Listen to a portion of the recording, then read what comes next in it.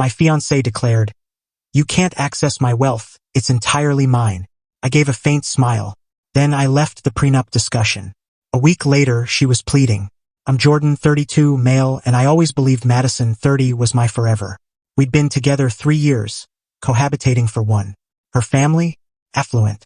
Old wealth. I'm doing fine, a software engineer with a solid income, but nowhere near their level. The engagement was magical, with a beautiful ring I'd saved for. A Tiffany piece she adored. Wedding preparations began.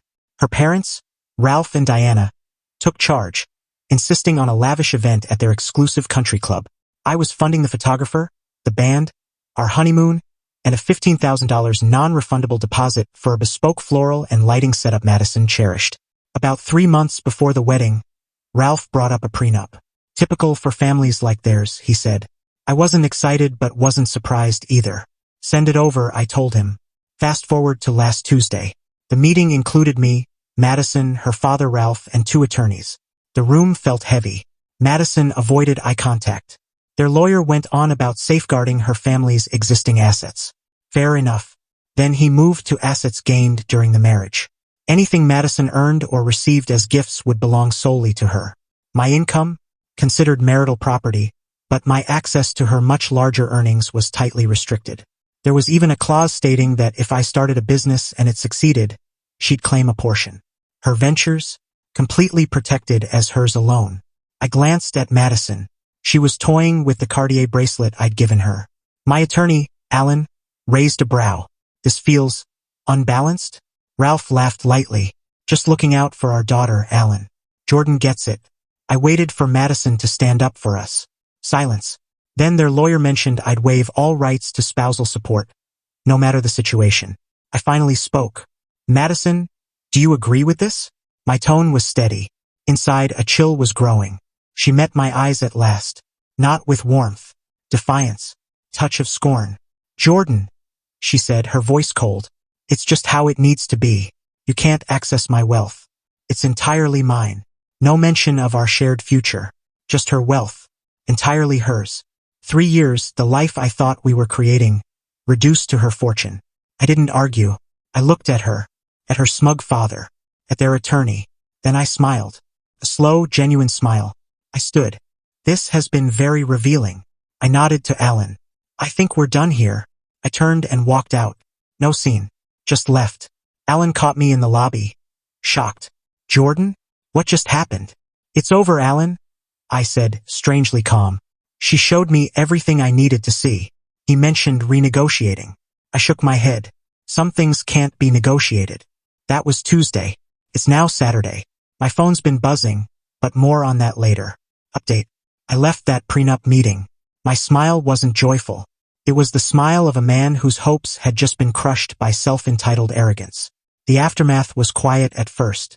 I returned to our apartment. Madison usually got home by 7 p.m. Nothing. I packed a bag. Basics.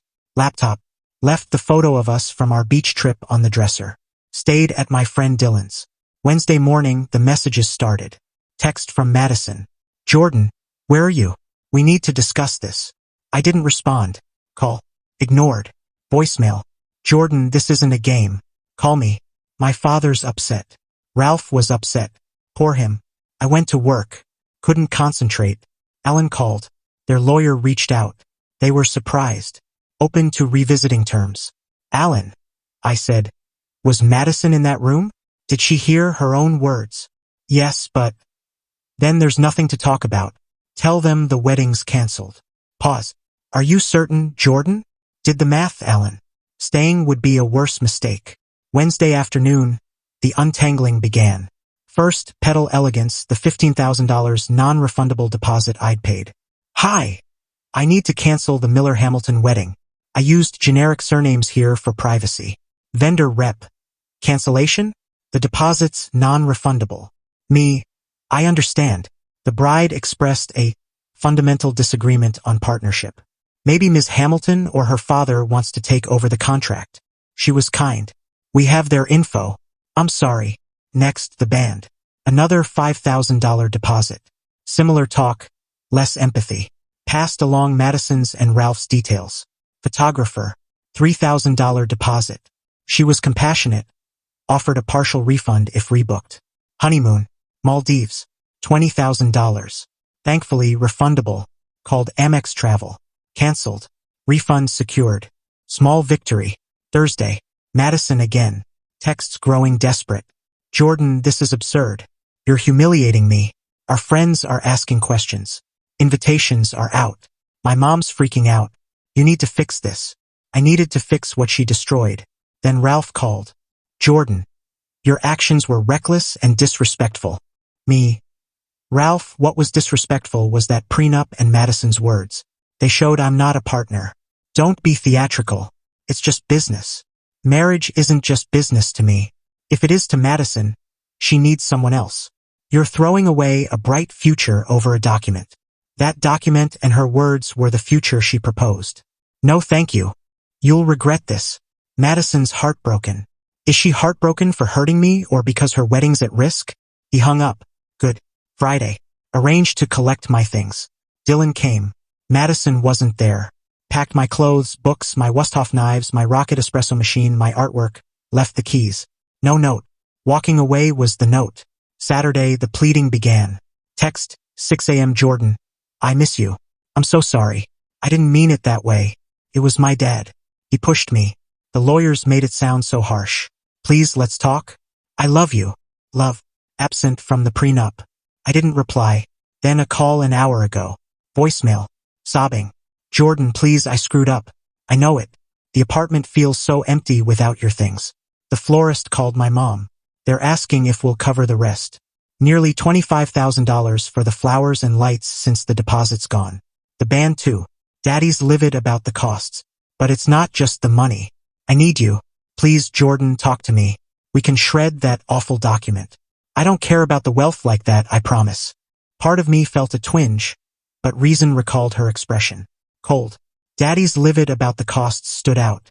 The financial sting was hitting. She called 3 more times. I didn't answer. Am I heartless? No, I just value my self-worth, which she never did. The pleading has started. Let's see where this goes. Update. Hey Reddit. Another week of the Madison Hamilton saga unraveling. Thanks for the support. It helped me feel sane. The pleading continued. Calls, texts, emails. She even contacted my sister Natalie, who calmly said this was our issue and backed me. After days of my silence, Madison's tone changed. Tears stopped. Entitlement surfaced. Text last Monday. Jordan, enough. You've made your point. I apologized. Are you going to ruin everything over a misunderstanding? The wedding's less than 3 months away. Invitations are out. People have RSVP'd. You can't do this. A misunderstanding? I chuckled. Her "it's all mine" was unmistakable. Then Diana, her mother, left a frosty voicemail. Jordan, I don't know what you're playing at, but it ends now. Madison's distraught. You're single-handedly ruining her reputation and our families. Those deposits you abandoned? We're facing major losses. Ralph is exploring options regarding your financial obligations. A veiled threat. Obligations I made. Yes, the deposits I paid for the wedding she derailed. The pretend it didn't happen tactic. Midweek, Madison appeared at my workplace, unannounced. I found her chatting with the receptionist. Madison. Jordan. There you are, just passing by. My office is nowhere near her usual haunts. This isn't the place. We moved to an empty conference room. Okay, look, you were upset. I was foolish. Dad was a jerk. Let's move on. Call the vendors, say it's back on. No harm done. Madison, you said my contributions were worthless. That's not no harm. I was just parroting them. I didn't mean it. You know I love you. Love doesn't financially gut someone before marriage. You stood by it, Madison. You can't access my wealth. It's all mine. Her expression hardened. So that's it? You're destroying everything? Everyone will know you canceled the wedding. No, Madison.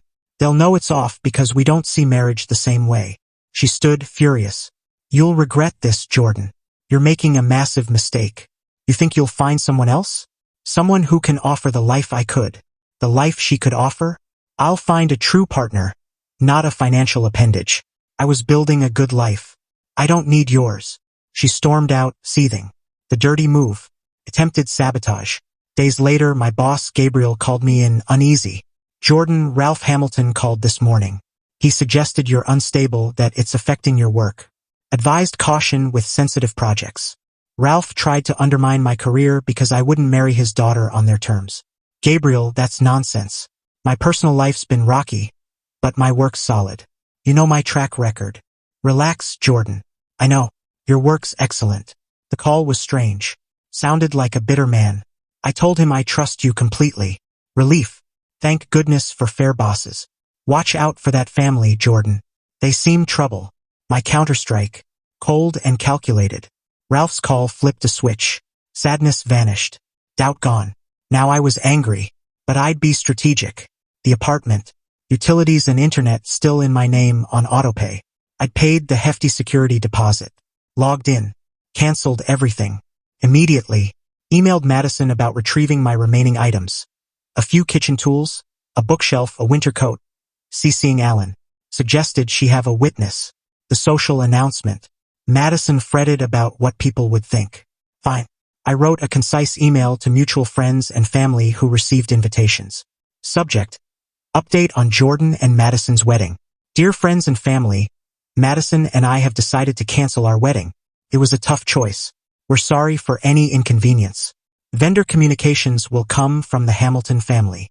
Brief, neutral, but clearly shifts vendor responsibility to them. Alan approved. Sent. Supportive messages came from my friends and some mutual ones. The financial cleanup. Reviewed credit cards, bank accounts. Canceled joint subscriptions or plans in my name that benefited us both. Wine club she loved. Canceled. Streaming downgraded. Not about money but principle. Madison's reaction to utility cancellations. Really, Jordan? You cut the internet? How immature. My response. Not immature, Madison. Responsible. You said it's all yours. That includes bills. Silence. The wedding cancellation email sparked a meltdown. Mutual friend Sophia called. Dude, Madison posted a wild Insta story about betrayal, then deleted it. Her mom called my mom, ranting. Neat. Let's just say the prenup revealed a side I couldn't accept. A prenup? Yikes, enough said. Validating. Ralph hasn't tried anything else with my job. The pleading stopped. Now angry texts from Madison, ignored, and silence from her parents. Good. I feel unburdened. Dodged a disaster. Ralph's stunt fuels my resolve to be done. Still need to grab my stuff. That's next. Update. Hey Reddit, Jordan here with the final chapter. 6 weeks since that prenup meeting disaster. Things are settling. The great item retrieval. After my cancellation email and utility cuts, Madison emailed tersely, Sunday, 2 p.m. doorman will let you in. I won't be there. Perfect. Dylan came. The apartment felt empty. Grabbed my coat, remaining kitchen gear, my favorite all-clad pan, books, a photo of my late grandparents. On the fridge, where our photos once hung, was a wedding invitation. Scrawled in red lipstick. You jerk. Charming. Shrugged. Left the key with the doorman. Changed jerk to a milder term conveying frustration.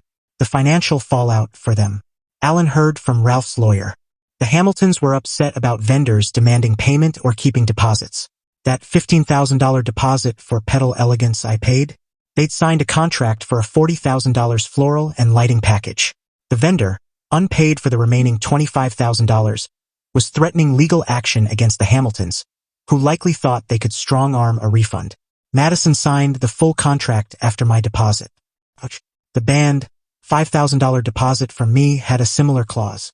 Madison and Ralph tried claiming the cancellation was mutual, so they shouldn't owe. The band leader, no nonsense, rejected their argument. The country club venue also enforced a steep cancellation fee. Awkward. Ralph's lawyer probed if I'd help. Alan shut it down. My contributions were clear. Their attempt to protect her wealth meant they owned her obligations. The irony. They faced losses in the tens of thousands. All because it's all mine.